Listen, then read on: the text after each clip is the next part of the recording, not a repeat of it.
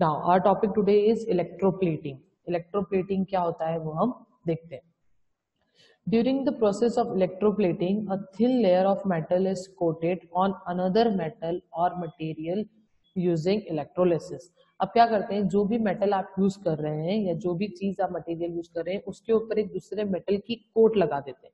जब भी इलेक्ट्रोलिसिस करना है तो इलेक्ट्रोप्लेटिंग में क्या करते हैं, जो मेटल आपने यूज किया उसके ऊपर दूसरे मेटल की एक लेयर लगा देते हैं। This process is use to protect metals from corrosion. और इससे क्या होता है, वो मेटल जो है वो उसमें जंग नहीं लगता, वो खराब नहीं होता है। ठीक है, जब वो खराब नहीं होगा तो हमारी इलेक्ट्रोलिसिस की प्रोसेस भी सही रहती है। For example, iron objects are coated with zinc to prevent rusting. अब आयन की जो चीजें होती हैं, जो लोहे की चीजें होती है, उनको जिंक, उसके ऊपर जिंक लगा दिया जाता है ताकि उसमें जंग ना लगे, और उसको क्या कहा जाता है, गैल्वेनाइजेशन। ठीक है, गैल्वेनाइजेशन कहा जाता है। The process of coating gold और other metals is called gold plating. अब जैसे कि होता है ना, चांदी के ऊपर भी गोल्ड की एक कोटिंग लगवा देते हैं। ठीक है, सोने का पानी चढ़वाना नॉर्मली कहा जाता है, या सोने की परत चढ़वाना। ठीक है, तो उसे क्या कहा जाता है, gold plating. If silver is coated on another material, the process is called silver plating. और अगर सिल्वर किसी दूसरे मटेरियल पे लगा रहे हैं तो उसे क्या कहा जाता है, सिल्वर प्लेटिंग। ठीक है, गैल्वेनाइजेशन मतलब कि जिंक का कोटिंग होना किसके ऊपर, आयन के ऊपर। आयन के ऊपर जिंक का कोटिंग होना कहलाता है गैल्वेनाइजेशन। और गोल्ड का कोटिंग होना कहा जाता है गोल्ड प्लेटिंग। सिल्वर का प्लेटिंग होना कहा जाता है सिल्वर प्लेटिंग। क्लियर है? Next is the material that has to be coated is taken as the cathode and the material to be coated is taken as anode.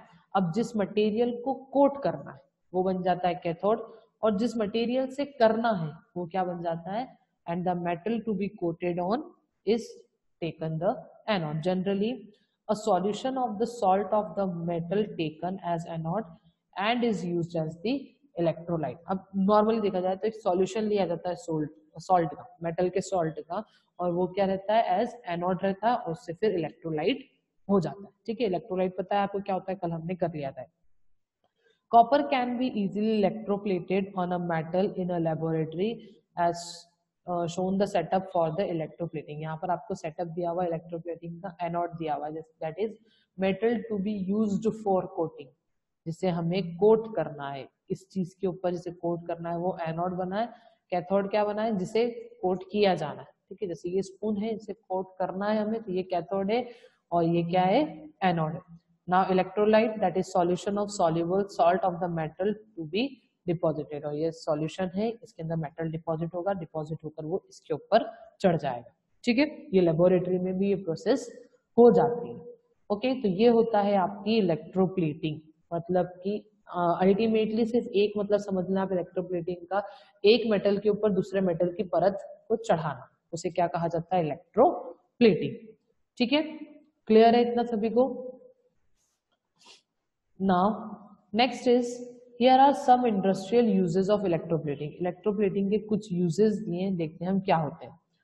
We have already mentioned galvanization, in which iron or steel material are coated with zinc to protect iron from rusting। ये तो हम करते ही हैं। ठीक है, ये हमें पता चल गया है कि गैल्वेनाइजेशन होता है, जिसका मतलब क्या होता है, आयन या स्टील की चीजों पर भी कर सकते हैं। उन्होंने पहले आयन ही बताया, बट स्टील पर भी हो जाता है, जिसपे हम जिंक की कोट चढ़वा देते हैं ताकि वो खराब ना हो। Okay, next is chromium is coated on object made of iron such as taps.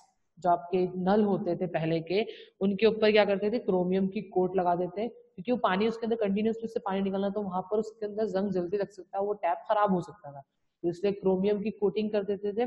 Chromium protects ion from corrosion, protects the surface from scratches and also give it a shiny appearance. अब इससे क्या होता था, chromium लगाने से कि सबसे पहले तो जंग नहीं लगता था। ठीक है, कोरोजन नहीं होता, मतलब वो हरा हरा जो लग जाता है ना चीजों के ऊपर, वो नहीं होता था। उसके बाद स्क्रैचेस भी नहीं पड़ते थे, सरफेस के ऊपर स्क्रैचेस भी नहीं होते थे, और साथ ही में शाइनी अपीयरेंस भी मिल जाता, मतलब वो चीज चमकने लग जाती है। नया नल लगता है जब वो बहुत चमकीला होता है, फिर धीरे धीरे क्या होता है, उसके ऊपर पानी की वजह से नमक की वो आ जाती हैं चीजें। ठीक है, सॉल्ट के पार्टिकल्स लग जाते हैं, तो वो थोड़ा कम हो जाता है। हाँ, अगर उसको रेगुलरली साफ किया जाता है तो वो शाइनी अपीयरेंस उसका थोड़े टाइम तक रहता है। Gold and silver are coated on cheaper metals to make gold plated and silver plated jewellery, ये मार्केट में बहुत इजीली मिलती है, पीली पीली हर चीज, अगर ज्वेलरी अगर पीली कलर की मिल रही है तो वो गोल्ड प्लेटेड नहीं होती, ठीक है, गोल्ड की नहीं होती, हो सकता है वो गोल्ड प्लेटेड हो। ओके, तो उससे क्या होता है, जैसे बहुत से होते हैं जो अफोर्ड नहीं कर पाते हैं गोल्ड या सिल्वर, तो वो गोल्ड प्लेटेड या सिल्वर प्लेटेड ज्वेलरी यूज कर लेते हैं, क्योंकि शो ऑफ तो सभी कर रहे हैं आजकल। तो वो क्या होता है, उनको एक सराउंडिंग में, उनकी सोसाइटी में रहने में हेल्प कर देता है, हाँ भैया गोल्ड का पहने, कोई आके चेक तो करता नहीं है कि गोल्ड है या नहीं। तो ये क्या होता है कि जो अफोर्ड नहीं कर पाते हैं या चीजों को बचाने के लिए भी बहुत से गोल्ड या सिल्वर प्लेटिंग करवा लेते हैं। Tin is use to coat food cans made up of iron, tin का यूज किया जाता है फूड कैंस को कोट करने के लिए, जो कि किससे बनी है, आयरन से बनी।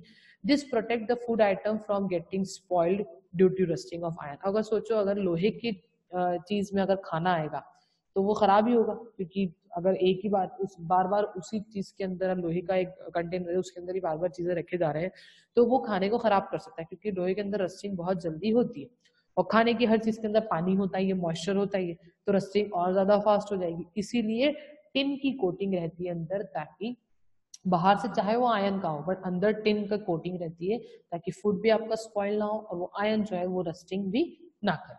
ठीक है, तो ये था आपका इलेक्ट्रोप्लेटिंग का एक इलेक्ट्रोप्लेटिंग आपको पूरी समझाई गई। क्लियर है सभी को? एग्जाम्पल से स्पेशली समझ आ जाता है, या यूजेस और एग्जाम्पल से बहुत जल्दी चीजें समझ आ जाती है। ठीक है, if yes then give thumbs up, आपको अभी तक जो समझ आ गया।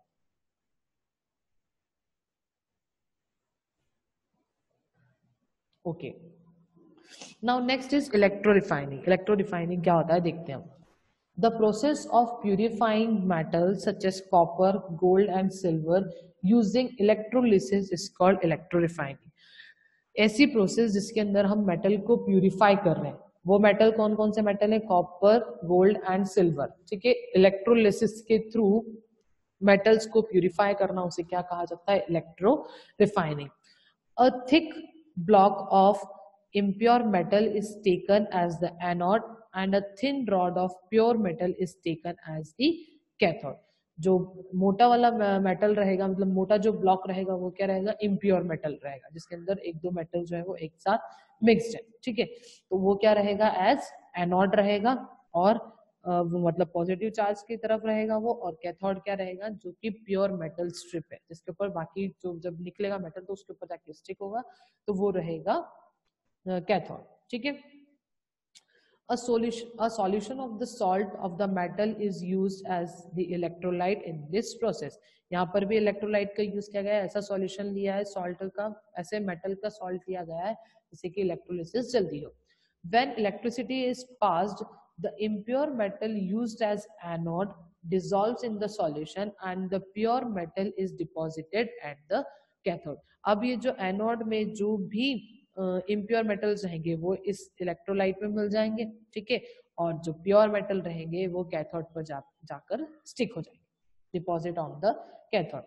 The impurities in the metal block settle down at the bottom of the container below the anode and are hence called the anode mud। अब क्या होगा, जो भी इम्प्योरिटीज रहेंगी वो इसके अंदर डिपॉजिट हो जाएंगी, कंटेनर में डिपॉजिट हो जाएगी, और उसे क्या कहा जाएगा फिर, एनोड मड कहा जाएगा, क्योंकि वो कहाँ से निकली, एनोड से निकली। Copper is refined using this process. Mostly copper को इस प्रोसेस से रिफाइंड किया जाता है। ठीक है, बहुत बड़ी बड़ी इंडस्ट्रीज में होता है, तो इसलिए हम छोटे लेवल पे इसको समझ सकते हैं बस कि हाँ इस तरह से इसका सेटअप होता है। An impure rod of copper is used as the anode and a thin rod of pure copper is used as the cathode। ठीक है, एक impure rod रहते हैं वो क्या रहती है, एनोड रहती है, और थिन जो रहती है प्योर कॉपर रहता है वो, तो वो क्या रहता है, वो कैथोड रहता है। ठीक है, प्योर कॉपर ये रहा और इम्प्योर कॉपर ये रहा, उन्होंने साइज में भी डिफरेंस करके आपको यहाँ पर बता दिया। Copper sulphate solution is used as electrolyte. अब यहाँ पर जो सॉल्यूशन रहता है वो क्या रहता है, कॉपर सल्फेट। ठीक है, इलेक्ट्रोलाइट क्या रहता है यहाँ पर, कॉपर सल्फेट, कॉपर का सॉल्ट, सल्फेट बन गया इसका, यहाँ पे सल्फेट आ गया है। When electric current is passed through the solution, impurities goes into the solution, add anode mud and pure copper is deposited on the thin copper rod। अब जो impurities रहती हैं वो यहाँ पर रह जाती हैं कंटेनर में एनोड मड की तरह, और जो प्योरिटी रहती है इसमें वो कैथोड के ऊपर जाकर स्टिक हो जाती है। ठीक है, क्लियर है इतना सभी को, इलेक्ट्रो रिफाइनिंग समझ आ गया है। ना आपको नॉलेज चेक दिया है, ये आपको सॉल्व करना है, बहुत सिंपल सा है, ट्रू फॉल्स है तो आप इजीली कर सकते हैं, ठीक है। Now extended learning that is dry cell, ये एक्स्ट्रा चीज है ड्राई सेल के बारे में। आपको क्या होता है ड्राई सेल, मतलब जो नॉर्मल सेल आप यूज करते हैं ना रिमोट में या घड़ियों में जो सेल यूज होता है उसके अंदर क्या दिया जाता है वो हम देखते हैं। The setup of electrolysis, electroplating and electrorefining studies above each have the electrolyte in a liquid form and electricity is used to cause chemical changes. अब electrolysis हो, electroplating हो या electrorefining हो, इन तीनों में एक चीज कॉमन थी क्या, कि वो लिक्विड के अंदर, दो चीज कॉमन थी, लिक्विड के अंदर है वो और इलेक्ट्रिसिटी पास कर रहे हैं उसके अंदर, तो कुछ केमिकल चेंजेस आ रहा है, ठीक है।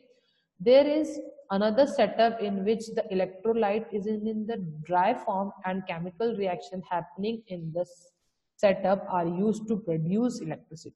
अब पहले क्या हो रहा था, इलेक्ट्रिसिटी प्रोवाइड की जा रही थी, ठीक है, बट ड्राई सेल के अंदर क्या होता है, एक ऐसा सेटअप है जिसके अंदर इलेक्ट्रोलाइट जो है वो ड्राई है, ठीक है, सूखा हुआ कुछ है, ड्राई इलेक्ट्रोलाइट है, और उसके अंदर जब केमिकल रिएक्शंस हो रहे हैं, केमिकल रिएक्शंस जब उसके अंदर हो रहे हैं तो वो क्या प्रोड्यूस कर रहा है, इलेक्ट्रिसिटी प्रोड्यूस कर रहा है, ना कि इलेक्ट्रिसिटी प्रोवाइड कर रहा है, अंदर ही अपने इलेक्ट्रिसिटी वो प्रोड्यूस कर रहा है।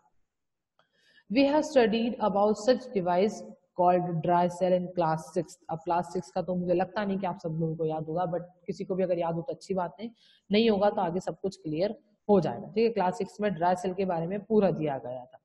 Let us discuss the chemical reactions that happen inside the cell. Cell के बारे में आपने पढ़ा है, अब आपको इसके अंदर जो केमिकल रिएक्शंस हो रहे हैं ना वो पता चलेंगे कि वो क्या होते हैं। A dry cell consists of a paste of ammonium chloride surrounded by a zinc container. अंदर जो ड्राई सेल, कभी आपने सेल को फोड़कर देखा, मैंने तो बहुत देखा है, मतलब सेल खत्म हो जाता उसके बाद हम उसे तोड़ लेते थे और अंदर से कुछ ब्लैक ब्लैक निकलता था, ठीक है, तो वो क्या होता था आपको अभी पता चलेगा। तो अंदर क्या होता है, एक ड्राई सेल के अंदर एक पेस्ट होता है अमोनियम क्लोराइड का, जो कि किसके कौन से कंटेनर में होता है, जिंक के कंटेनर में होता है। Inside the paste, a cardboard container having powdered manganese dioxide and carbon is kept. अब अंदर क्या होता है, एक और लेयर होती है अंदर जिसके अंदर मैग्नीज डाइऑक्साइड होता है और कार्बन रहता है, ठीक है। The cardboard container has very small pores in it. और जो कार्डबोर्ड कंटेनर उसके अंदर बहुत छोटे छोटे पोर्स होते हैं, ठीक है। Through this, a chemical reaction take place between the ammonium chloride paste and powdered manganese dioxide. अब अमोनियम क्लोराइड और मैग्नीज डाइऑक्साइड जब मिलते हैं तो उसके अंदर कुछ केमिकल चेंजेस आते हैं। वो मिलते कैसे हैं, वो छोटे छोटे जो पोर्स है ना कार्डबोर्ड के अंदर उसके थ्रू वो मिल जाते हैं, ठीक है। A carbon rod A carbon rod with a metal cap is dipped into the manganese dioxide. अब एक कार्बन रॉड रहता है जिसके ऊपर मेटल कैप रहती है, उसको डिप किया जाता है, अंदर भिगी हुई रहती है, किसके, मैग्नीज डाइऑक्साइड के अंदर भिगी हुई रहती है। This setup is then sealed and just the metal cap remains outside. और जो सेल के ऊपर का जो पार्ट होता है ना, पॉजिटिव पार्ट जो रहता है, ठीक है, तो वहां पर क्या रहता है, वो सिर्फ वो कैप बाहर रहती है, बाकी को क्या करते हैं, सील कर दिया जाता है, बाकी को पैक कर देते हैं। The zinc can is wrapped such that only the lower portion is visible. और जिंक कैप को कैसे रैप करते हैं कि सिर्फ ऊपर लोअर पोर्शन जो है वो विजिबल हो, आपको बाकी चीजें विजिबल नहीं होती। The tip of the metal cap and the base of the zinc can forms called the cathode and anode respectively. अब वो जो मेटल कैप है और जो बेस है वो क्या बन जाते हैं, एज अ कैथोड या फिर एनोड बन जाते हैं, ठीक है, मतलब मेटल कैप बन जाता है कैथोड और जो लोअर है वो क्या बन जाता है, एनोड बन जाता है of the dry cell. The ammonium chloride paste act as the electrolyte. और जो अमोनियम क्लोराइड पेस्ट है वो कैसे एक्ट करता है, एज अ इलेक्ट्रोलाइट वो एक्ट करता है, मतलब जो सॉल्यूशन रहता है ना वो क्या रहता है, यहाँ पर पाउडर फॉर्म, पेस्ट फॉर्म में रहता है। It has a small amount of moisture to allow current to pass. अब इसके अंदर मॉइस्चर रहता है थोड़ा, ताकि करंट को वो पास कर पाए। If the cathode and anode terminals are connected by a metal wire, current will pass through it. और अगर कैथोड और एनोड में अगर आपने मेटल वायर को कनेक्ट कर दिया है तो करंट क्या होगा, पास होना स्टार्ट हो जाता है, ठीक है। तो ये था आपके ड्राई सेल के अंदर की सारी चीजें। अब केमिकल रिएक्शंस क्या हुए देखते हैं। The reaction that happen inside the cell are, anode के अंदर होता है जिंक, तो जिंक क्लोराइड से यहाँ पर ये दो इलेक्ट्रॉन्स निकल गए, मतलब ये करंट पास हो गई। कैथोड के अंदर 2NOH एक्वस सॉल्यूशन में रहता है ये, ठीक है, और यहाँ पर भी 2 इलेक्ट्रॉन्स दिए हैं आपको, तो वो बन जाते हैं NH3 और हाइड्रोजन गैस यहाँ पर लिबरेट हो जाती है। ठीक है, आपने इलेक्ट्रोलिसिस के टाइम पर ही देख लिया था, केमिकल रिएक्शन होगा तो डिपोजिशन भी होगा, गैस का लिबरेशन भी होता है। तो यहाँ पर हाइड्रोजन गैस लिबरेट हो रही है। The hydrogen is removed by MnO2। ठीक है, मैग्नीज डाइऑक्साइड ने क्या करा, हाइड्रोजन को रिमूव कर दिया। तो ये रिएक्शन हुआ, यहाँ पर बना मैग्नीज डाइऑक्साइड प्लस वाटर। अब ये वाटर बन गया तो अंदर क्या हुआ, मॉइस्चर कंटेंट बढ़ गया। ओवरऑल कैथोड रिएक्शन क्या रहता है, 2NH4 प्लस 2MnO और प्लस 2 इलेक्ट्रॉन्स रहते हैं, तो वो बनाते हैं Mn2O3, 2NH3 और वाटर। तो अंदर मॉइस्चर भी रहता है ताकि इलेक्ट्रिसिटी जो है वो पास इजीली होती रहे। अगर अंदर वाटर का, अगर ये वाटर का लिबरेशन नहीं होगा तो ड्राई सेल हमारा किसी काम का ही नहीं रहेगा, वो वैसे ही फालतू चीज रहेगी, वो कोई उसके अंदर कोई इलेक्ट्रिसिटी प्रोड्यूस नहीं होगी। ठीक है, तो ये था आपका आज का पूरा चैप्टर। हमारा चैप्टर यहाँ कंप्लीट होता है। हो सकता है आपको थोड़ा कुछ समझ आया हो, पूरा समझ ना आया हो, वो पता है मुझे, बट अगर आप इसको पढ़ लोगे तो आपको ये जरूर बिल्कुल 100% समझ आ जाएगा। ठीक है,